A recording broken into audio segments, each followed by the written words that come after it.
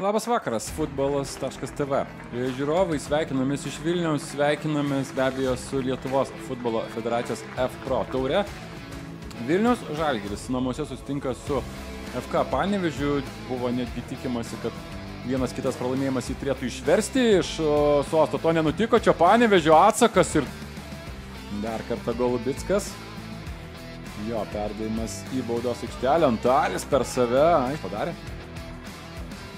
Larsenui ten beliko užbaigti ataką, visiškai prie pat vartų, čia bauda prieš Karašimą ir spėčiau, kad tai galėtų būti ir pirmoji geltona kortelė šiandien, taip ir yra.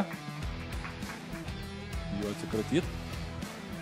Čia Žoelis Bopesu, pavojinga situacija, geras jo perdavimas ir pirmasis šių rungtynių įvarčius Arminas Godičius. Tai, ko ieškojo visą kėlinį Vilniaus Žalgiris, ieškojo tų perdavimų į baudos aikštelę, ieškojo, kas galėtų pabaigti tą perdavimą ir jį uždaryti.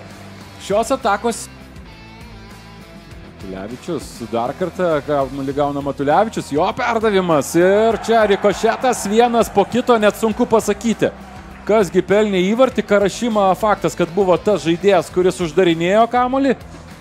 O kaip ten viskas pasibaigė, bandysime spręsti iš pakartojimo. Šiai minutėje visi sveikina Karašimą. Na taip, skersai baudos aikštelė, šansas smūgiuoti, smūgis ir kamuolys lekia visiškai šalia virpsta. Panevėžio išpuolis, čia galimybė smūgiuoti, smūgiuoja panevėžiečiai, kamuolys labai nesmagiai atšoka.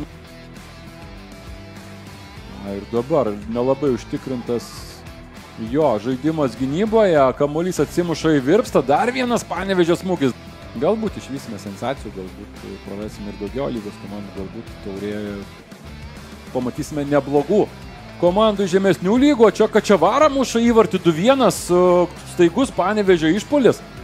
Perdavimas į baudos aikštelę, smūgis galva 2-1, tačiau laiko faktiškai nebeliko. Ar leis iš vis teisėjas čia kažką nuveikti? Ne, teisėjas rodo, kad nebėra prasmės žaisti toliau, laikas ištiksėjęs. Taip, įvartis įskaitomas.